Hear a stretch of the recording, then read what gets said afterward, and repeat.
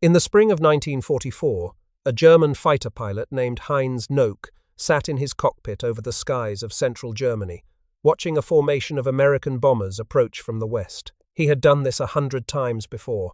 He knew exactly how this would go. The bombers would fly in their tight combat boxes, bristling with machine guns, and his squadron would attack from the front, where the defensive fire was weakest. They would tear through the formation, shoot down as many as they could, and land to refuel before the next wave arrived. The bombers always flew alone once they crossed into Germany. That was the rule. That was why the Luftwaffe was winning. But on this particular morning, something was different. Noack noticed a glint of metal far above the bomber stream, then another, then dozens more. They were not bombers, they were fighters. American fighters. And they were still there, deep over Germany, hundreds of miles from England. That should have been impossible. Noack would later write in his memoir that the appearance of those distant shapes changed everything. He understood immediately what they meant. The war in the sky was about to change forever, and everything the Luftwaffe had learned about fighting heavy bombers was suddenly worthless.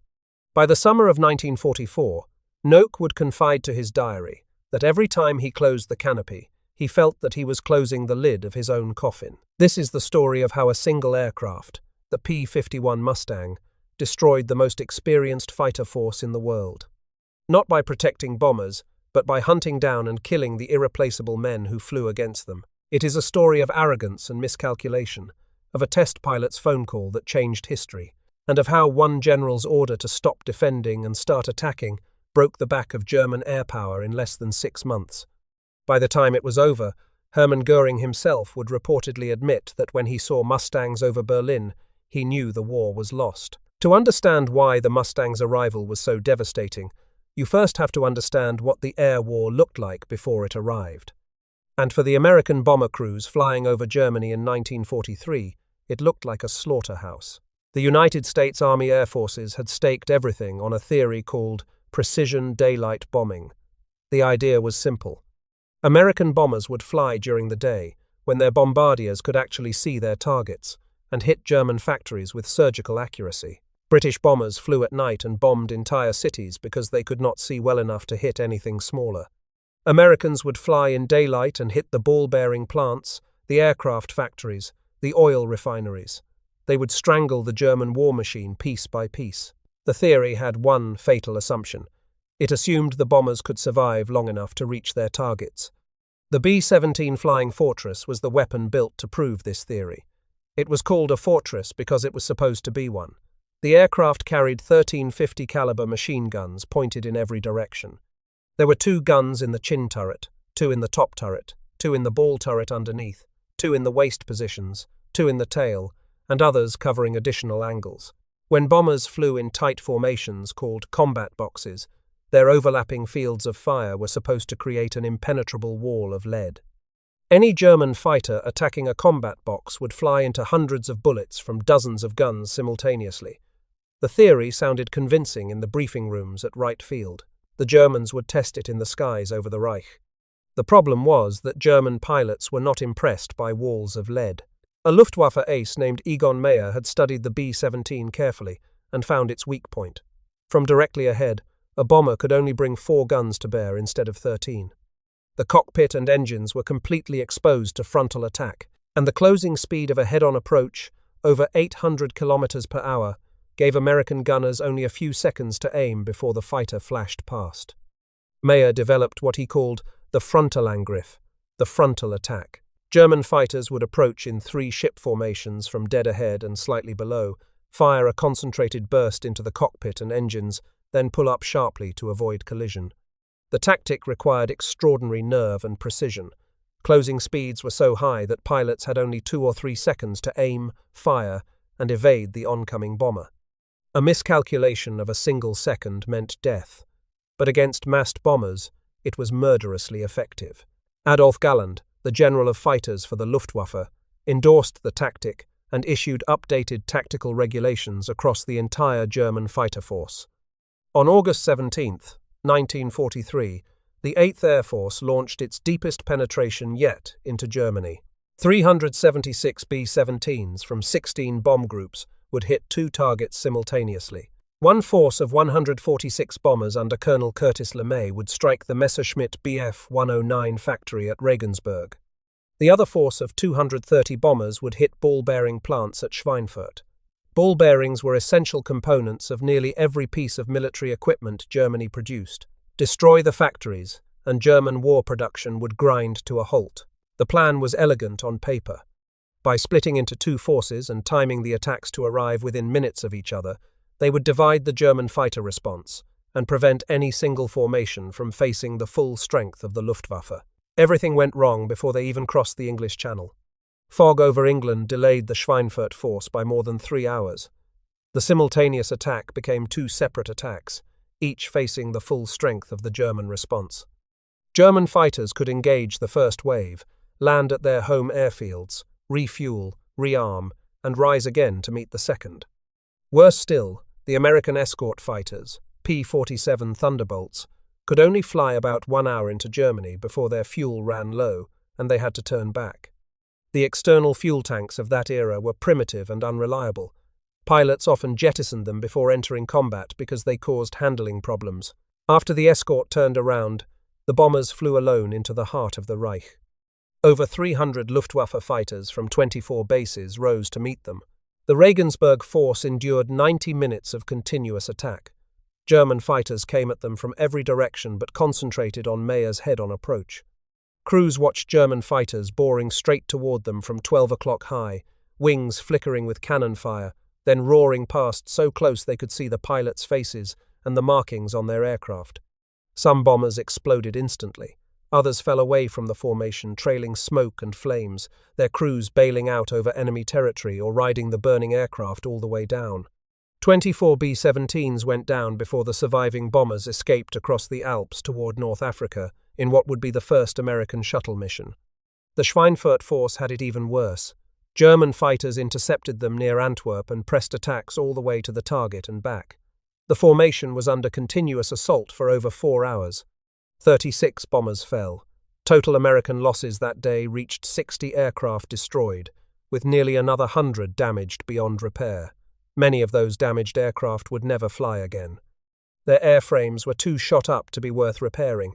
More than 550 airmen were killed, wounded, or captured in a single afternoon. The loss rate exceeded 16%. At that pace, a crew flying 25 missions, the minimum tour required before rotation home, had less than a 1 in 4 chance of completing it. The sustainable loss rate for the bombing campaign was considered to be roughly 5% per mission. Schweinfurt exceeded it by 3 times. The Luftwaffe lost approximately 47 aircraft. German pilots landed, drank coffee, and waited for the next American attack. The Americans tried again on October 14, 1943. This time, 291 B-17s went back to Schweinfurt alone. The escort fighters, as always, turned back at the German border. P-47 pilots watched the bomber formations fly on into Germany and knew they were sending those men to their deaths. What followed became known as Black Thursday. The German fighters were waiting in force.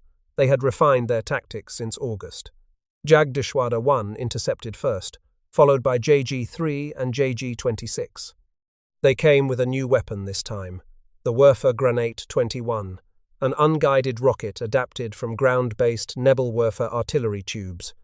Each rocket weighed over 40 kilograms and carried a high-explosive warhead that created a lethal blast area roughly 30 meters wide. The rockets were wildly inaccurate individually. Their time fuses often detonated them early or late. A pilot had to estimate the range to the target formation, set his fuse accordingly, and hope for the best. But when an entire squadron of 12 to 16 aircraft fired their rockets together into a packed bomber formation, the effect was devastating. The massive explosions ripped through the tight combat boxes, killing crews with shrapnel and concussion, breaking apart formations and leaving individual bombers vulnerable to the fighters that followed close behind with cannon blazing. Even near misses could damage multiple aircraft simultaneously. 60 B-17s were shot down that day. 17 more crash-landed in England so badly damaged they never flew again. 121 more limped home with holes in their wings and fuselages, some held together by little more than the determination of their pilots. Total effective losses reached 77 aircraft, over 26% of the attacking force. 594 men were listed as missing, a clinical phrase that usually meant dead or prisoner. 5 more died aboard returning aircraft. 43 were wounded. The 305 bomb group lost 13 of its 16 bombers in a matter of minutes. 130 men gone from a single unit. The German losses were 35 to 38 aircraft destroyed. American gunners claimed they had shot down 186, but intelligence analysis after the war revealed the actual figure was less than a quarter of that. The gunners were not lying.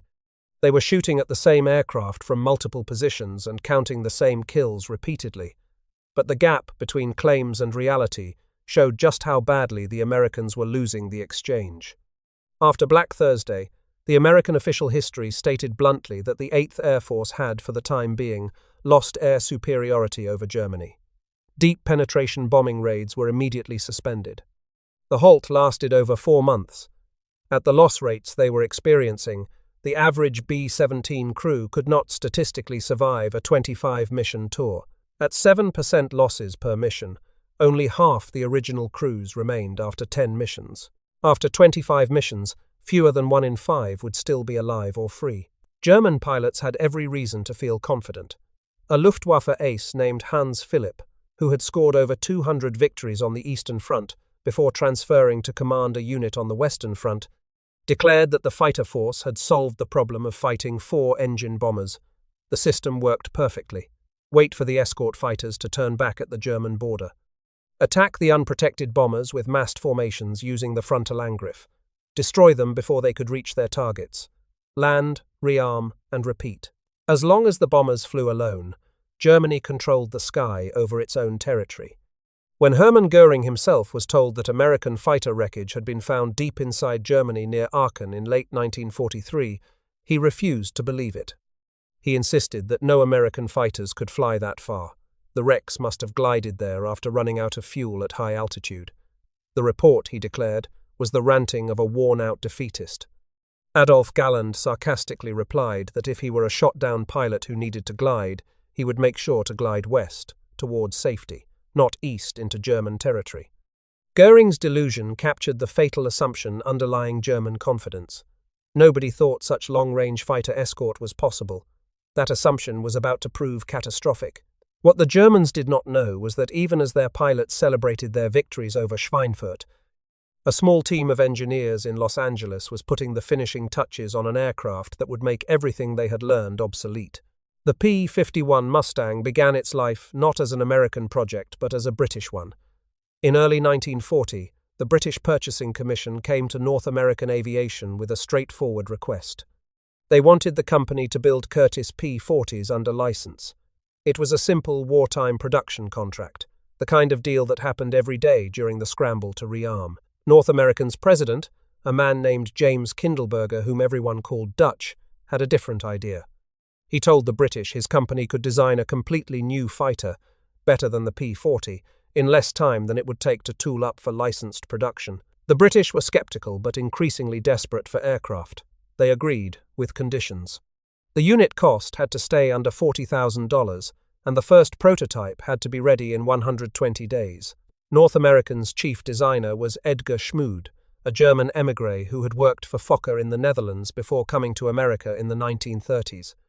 Schmude assembled a team of engineers and draftsmen who worked around the clock, often sleeping at the factory.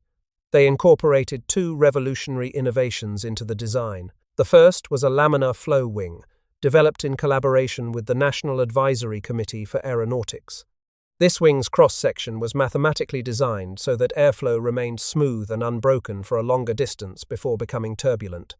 The result was exceptionally low drag at high speeds. The second innovation was a clever radiator system that used the heated exit air to partially offset cooling drag. By channeling the hot air out of the aircraft in a controlled way, the radiator actually produced a small amount of thrust.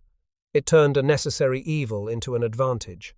The prototype, designated NA-73X, rolled out in 102 days from contract signing to completion.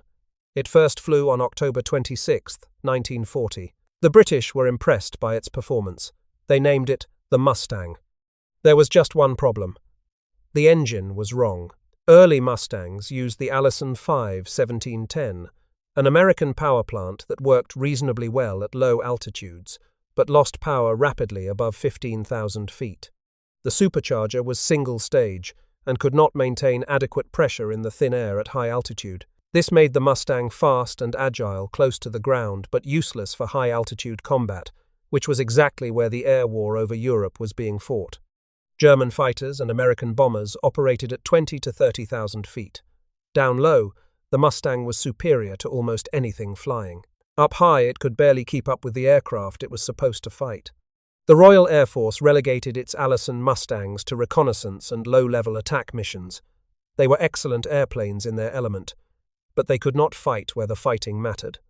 On April 30th, 1942, a Rolls Royce senior liaison test pilot named Ronald Harker flew a borrowed Mustang at the RAF Air Fighting Development Unit at Duxford.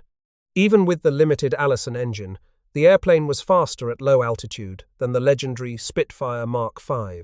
Harker climbed higher to test the aircraft's high-altitude performance. The Allison struggled, its power falling away as the air grew thin. But the airframe felt extraordinary. The controls remained crisp and responsive. The aircraft's potential was obvious even to a test pilot with thousands of hours in dozens of aircraft types. Harker realized immediately what the problem was and what the solution had to be. That same day, he called Ray Dorey, head of Rolls-Royce's experimental division, and made a suggestion that would change the course of the war. Put a Merlin in it. The Rolls Royce Merlin was the engine that powered the Spitfire. Unlike the Allison, it had a two-stage, two-speed supercharger that maintained full power at high altitudes.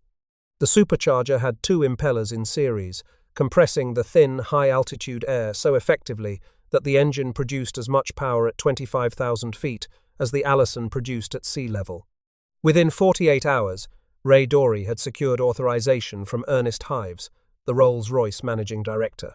The engineering challenges were substantial. The Merlin was designed differently than the Allison, with different mounting points and accessories. A completely new engine bay had to be designed, but engineers at Rolls-Royce worked alongside their counterparts at North American to solve every problem. The results were worth every hour of work. A Mustang airframe fitted with a Merlin 61 engine proved to be transformative. Maximum speed jumped to over 440 miles per hour at 25,000 feet. Service ceiling increased by over 10,000 feet, from around 30,000 to over 40,000. At last, the Mustang could fight where the fighting was. The Americans built their own version using the Packard V 1653, a license-built Merlin manufactured at a factory in Detroit. The first American Merlin Mustang, designated XP-51B, flew on November 30th, 1942. The Army Air Force was so confident in the design that they ordered 400 aircraft before the prototype had even completed its test program. But the Mustang's real advantage was not speed or altitude. It was range. The aircraft's laminar flow wing and efficient radiator system gave it extraordinary fuel economy. The P-51B carried 184 gallons in wing tanks, and from the B-10 variant onward, an additional 85-gallon tank behind the pilot's seat. Total internal capacity was 269 gallons.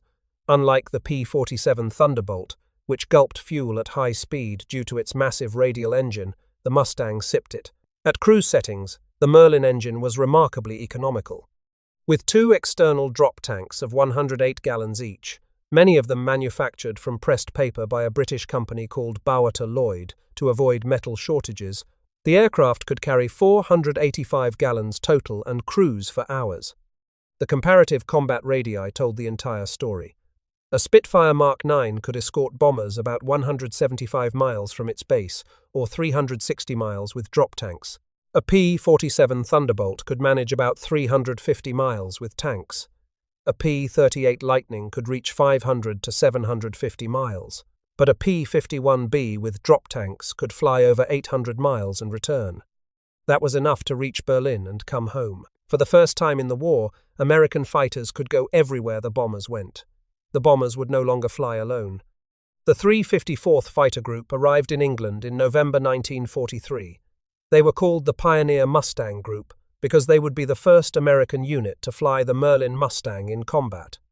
On December 1st, 1943, the group flew its first mission, a fighter sweep, over the Saint-Omer and Knock area along the Belgian and French border. Donald Blakesley, an experienced ace, temporarily seconded from the 4th Fighter Group to provide combat leadership, led the mission. Colonel Kenneth Martin, the 354th's commanding officer, flew as his wingman. All aircraft returned safely. 2 weeks later, on December 16th, Lieutenant Charles Gum Jr. scored the first aerial victory in a Merlin Mustang, shooting down a Messerschmitt during an escort mission to Bremen. On January 11th, 1944, Major James Howard of the 354th single-handedly defended a B-17 formation against over 30 German fighters near the town of Oschersleben. For more than 30 minutes, Howard attacked again and again, driving off enemy fighters despite being alone and outnumbered. He was officially credited with 3 confirmed destroyed, though bomber crews credited him with as many as 6. For this action, he became the only fighter pilot in the European theatre to receive the Medal of Honor. The 357th Fighter Group, known as the Yoxford Boys after their base in England, followed in February. They received their first Mustangs on December 19, 1943, and flew their first mission on February 11, 1944. The 4th Fighter Group, famous as the former Eagle Squadron of American volunteers who had flown Spitfires for the RAF before America entered the war, transitioned from P-47s to Mustangs at the end of February. Their pilots received minimal checkout time in the new aircraft. Blakesley reportedly told 8 Fighter Command that his pilots would learn the P-51 on the way to the target. But the real revolution was not the aircraft, it was how they would be used. Major General James Doolittle took command of the 8th Air Force on January 6, 1944. Doolittle was already famous as the leader of the raid that bombed Tokyo in April 1942, the first American attack on the Japanese home islands. He was aggressive, innovative, and impatient with defensive thinking. Within days of taking command, he visited the headquarters of the 8th Fighter Command and noticed a sign hanging on the wall. It read, "The first duty of 8th Air Force fighters is to bring the bombers back alive." Doolittle ordered the sign taken down. He put up a new one. "The first duty of 8th Air Force fighters is to destroy German fighters." Doolittle later called this the most important military decision he made during the entire war. Under the previous commander, Ira Yeager, escort fighters had been leashed to the bomber formations. They flew alongside the big aircraft, weaving slowly to maintain station, waiting for German fighters to attack. This tactic surrendered all initiative to the enemy. German pilots could choose when and where to engage. They could mass their strength against a single point in the bomber stream. American fighters could only react. Doolittle reversed the entire philosophy. Fighters would no longer escort bombers. They would hunt German fighters. They would sweep ahead of the bomber stream in formations 25 miles wide, with squadrons ranging 50 miles ahead of the bomber columns. They would attack enemy aircraft on the ground and in the air. They would strafe airfields, shoot up aircraft in their revetments, and pursue fleeing fighters until they were destroyed. The bombers became bait. By attacking German aircraft factories, they forced the Luftwaffe to rise and fight, and waiting above, invisible until they dove to attack, would be the Mustangs. Adolf Galland, the general of fighters for the Luftwaffe, understood immediately what had changed. He later acknowledged that the day the Americans took their fighters off the bombers and sent them against the German fighters, that is, went from defensive to offensive, Germany lost the air war. Galland had spent months warning Goering about the approaching catastrophe.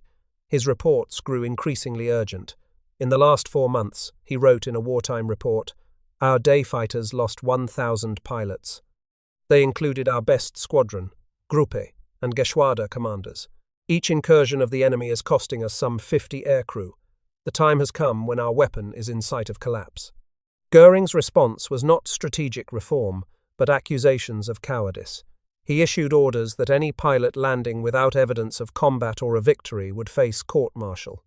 Pilots whose weapons malfunctioned, he declared, should ram enemy bombers rather than return empty-handed. The relationship between Goering and his fighter commanders deteriorated into open hostility.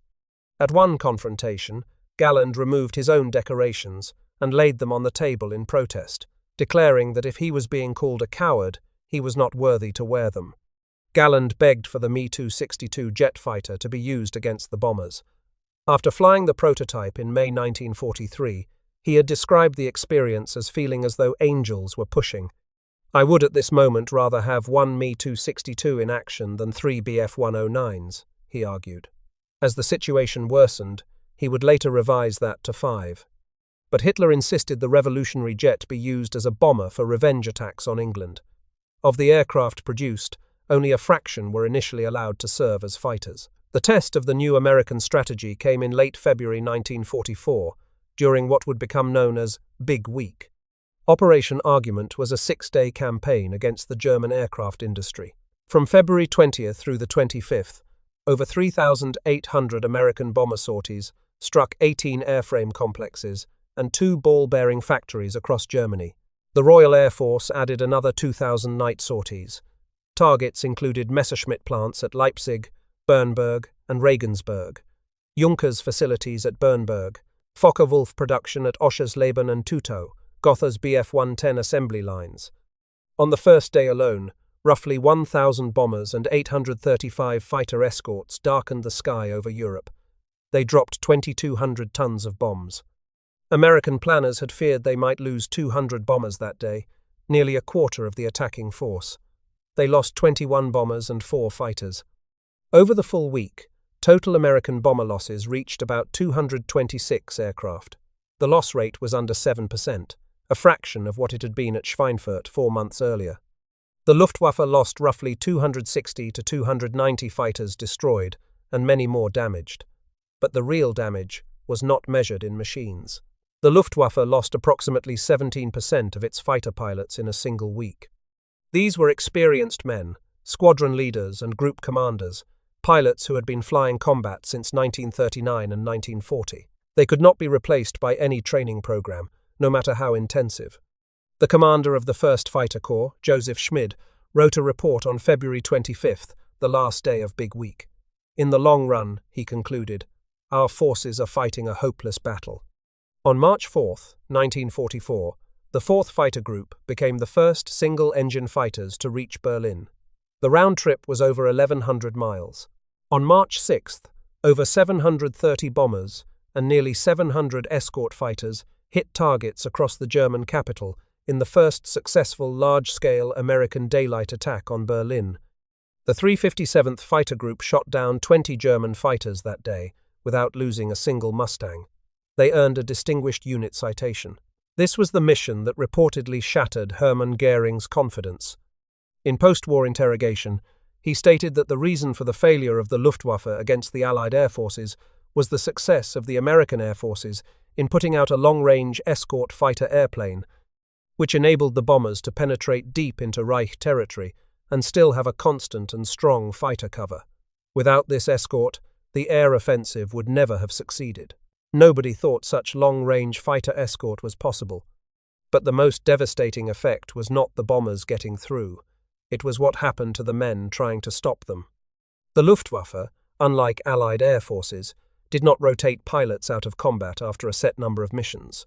German fighter pilots flew until they were wounded, killed, or the war ended. There was no tour length, no magic number of sorties that guaranteed a ticket home. This system worked well when Germany was winning.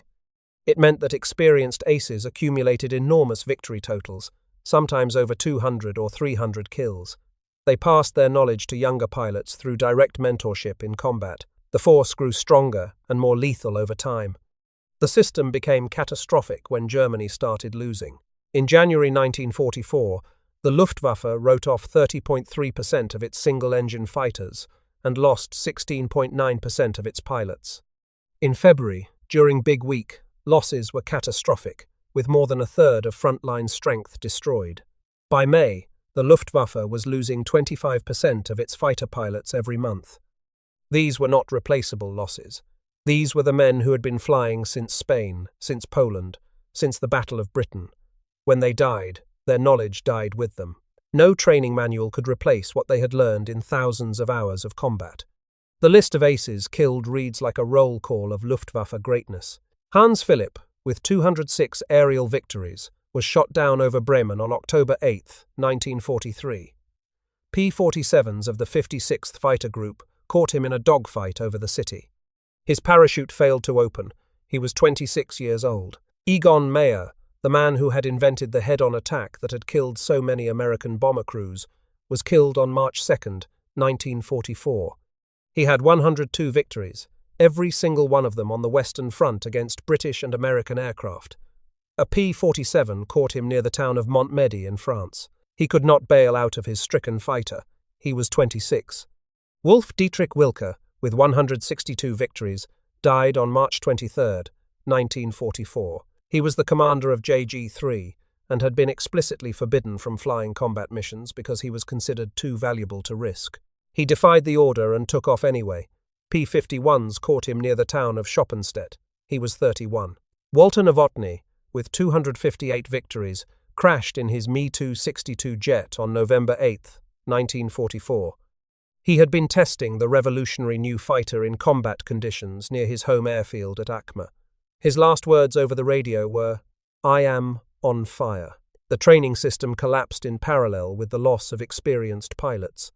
Before the war, Luftwaffe fighter pilots trained for over 200 hours before seeing combat. By 1943, this had dropped to about 136 hours. By spring of 1944, it was down to 112 hours. By late 1944, some pilots arrived at their units with as few as 80 hours of total flight time.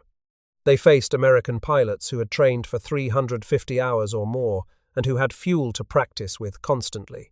The fuel crisis made everything worse. On May 12, 1944, nearly 900 American bombers hit synthetic fuel plants across Germany. Albert Speer, the armaments minister, immediately warned Hitler that the enemy had struck at one of Germany's weakest points.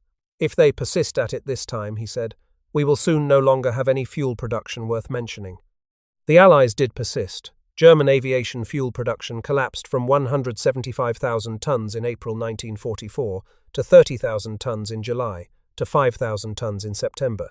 That was a 97% reduction in 5 months. By late 1944, the Luftwaffe was operating on roughly 10% of its minimum required fuel. Aircraft were towed to runways by horses and oxen because there was no fuel for tractors. Pilots switched off their engines immediately upon landing to conserve every drop. Training flights became impossible. New pilots went into combat with almost no practical experience. The paradox of 1944 was that Germany produced more fighters than ever, while having fewer and fewer pilots to fly them and less fuel to operate them. Production peaked at over 3,000 single-engine fighters per month in September, thanks to Albert Speer's dispersal of manufacturing to smaller facilities across the Reich. But the factories were producing aircraft that sat on the ground because there was no fuel to fly them and no trained pilots to take them up. Meanwhile, American aces were rewriting the record books. Major George Preddy of the 352nd Fighter Group scored 26.83 aerial victories, making him the highest-scoring Mustang pilot of the entire war. On August 6, 1944, he spotted a formation of Bf-109s attacking bombers. The German pilots had not noticed the Mustangs above them. Preddy attacked from behind and shot down 6 German fighters in a single mission, a record for the European theatre that was never equalled. He was killed on Christmas Day, 1944. Not by the enemy, by American anti-aircraft fire. He was chasing a German fighter at treetop level near the city of Liège when he flew over an American gun battery. They opened fire without checking identification. His canopy popped open, but his parachute could not deploy in time at such low altitude. He was 25 years old. His younger brother William, also a Mustang pilot flying with the 339th Fighter Group, was shot down by flak over Czechoslovakia on April 17, 1945. The brothers are buried side by side at Lorraine American Cemetery in France. Captain Don Gentile of the 4th Fighter Group scored 21.83 victories, including 15.5 in the Mustang. Eisenhower called him a one-man air force. Churchill compared him and his wingman John Godfrey to the legendary friends Damon and Pythias. He was grounded and sent home in April 1944 after crashing his Mustang while buzzing his home airfield for the assembled press. Captain Chuck Yeager of the 357th Fighter Group scored 11.5 victories, shot down over France on his 8th mission. He evaded capture through the Pyrenees with help from the French resistance and received special permission from Eisenhower to return to combat, despite regulations that normally prohibited evaders from flying again over enemy territory. On October 12, 1944, over Steinhuder Lake, he spotted 22 Bf-109s. Two German pilots bailed out in rapid succession as Yeager maneuvered into attack position. In his autobiography, Yeager would later describe how one panicked pilot broke left and collided with his wingman. Yeager then destroyed 3 more aircraft in rapid succession, becoming an ace in a single day while expending only 587 rounds of 50 caliber ammunition. Captain Clarence Anderson of the 357th scored 16 1/4 victories across 116 missions and 2 full combat tours. His Mustang, named Old Crow after his favorite bourbon, was never hit by enemy fire in any of those missions, an extraordinary record documented in his memoir and confirmed by aviation historians. Chuck Yeager wrote of his close friend that the Germans must have thought they were up against Frankenstein or the Wolfman. Anderson would hammer them into the ground, dive with them into the grave if necessary, to destroy them. Anderson lived to be 102 years old, dying in May 2024 as the last surviving American triple ace. The fighter groups that flew the Mustang compiled records that would never be equaled. The 354th Fighter Group, the Pioneer Mustang Group, finished the war with 701 aerial victories, the highest total of any American fighter group in Europe. The 357th Fighter Group scored 595.5 victories and produced 42 aces, more than any other 8th Air Force unit. On January 14, 1945, the 357th destroyed 55.5 German aircraft in a battle over the town of Durban, the highest single mission score in 8th Air Force history. The 4th Fighter Group, descended from the Eagle squadrons, achieved 583 aerial kills and 469 ground kills for a combined total exceeding 1,000, the highest combined score of any American fighter group. The group traced its lineage to the American volunteers who had crossed the Atlantic to fight for Britain before the United States entered the war. Now flying Mustangs instead of Spitfires, they finished what they had started years before. Across the entire European war, 8th Air Force fighters destroyed over 5,200 enemy aircraft in aerial combat and another 4,100 on the ground. P-51 Mustangs alone accounted for over 4,200 of those aerial victories. Total Mustang production reached over 15,000 aircraft during the war, and the type served in every theater where American forces fought. The transformation in bomber crew survival rates told the story in human terms. In 1942 and early 1943, only about 35% of crews completed the original 25-mission tour. By the summer of 1944, with full escort coverage, the missing in action rate dropped below 1% per mission. Tour completion rates rose to 66%. By 1945, when tours had been extended to 35 missions, 81% of crews completed their assignments and went home. By D-Day, June 6, 1944, the result was visible in the sky. Luftwaffe 3, the German air fleet responsible for defending France and the Low Countries, could muster only a few hundred operational aircraft. The Allies assembled nearly 13,000. The Luftwaffe flew roughly 200 to 300 sorties over Normandy that day. The Allies flew over 14,000. A German ace named Josef Priller and his wingman famously made a strafing pass over Sword Beach that morning. They were among the very few Luftwaffe fighters to appear over the invasion beaches all day. The story of the air war over Europe is ultimately a story about human capital. Germany could build 3,000 fighters a month by late 1944. It could not produce experienced fighter pilots at any speed. For the German fighter pilot, there was no magic number of sorties that guaranteed survival. He was already home, flying over his own country, and in the skies over the Reich he faced an opponent who enjoyed overwhelming numerical and qualitative superiority. The Mustang did not win the air war by protecting bombers. It won by turning the bombers into bait that forced German fighters to rise and die. America could build 10 B-17s for every one Germany shot down. Germany could not train one replacement pilot for every pilot America killed. The arithmetic was simple, and it was merciless. Today, a handful of Mustangs still fly at air shows around the world. Their Merlin engines make a sound unlike any other aircraft, a deep, rumbling roar that rises to a howl as they climb into the sky. People who hear it for the first time often describe it as one of the most beautiful and haunting mechanical sounds ever created. Bud Anderson flew his last flight at age 90. He said the Mustang was the finest propeller-driven fighter ever built. He also said that every time he climbed into the cockpit, even decades after the war, he thought about the friends who never came home. The German pilots who fought with courage and skill but were doomed by numbers they could not overcome. The American pilots who did not survive long enough to see victory. The bomber crews who burned in their aircraft over Schweinfurt and Berlin and 100 other places whose names most people have forgotten. All of them young, all of them brave, all of them caught in a machine that consumed human beings by the thousands. Adolf Galland survived the war. He flew his beloved Me-262 jets with Jagdverband 44, an elite unit of aces he formed in the final months, and claimed 7 more victories before Germany surrendered. After the war, he served as a technical advisor to the Argentine Air Force under the Perón government and wrote a memoir called The First and the Last that became a classic of aviation literature. He died on February 9, 1996, at 83 years old. The lesson of the air war is not that technology decides wars. The Germans had excellent aircraft. The Focke-Wulf 190 was a superb fighter.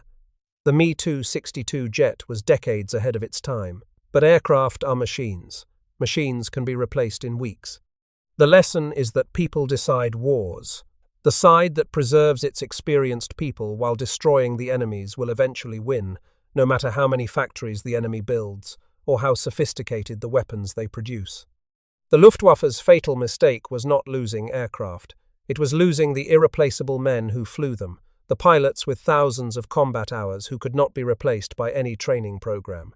When German pilots realized the bombers would no longer fly alone, they realized something had fundamentally changed. The skies that had once been their hunting ground had become their graveyard. The Mustangs had seen to that.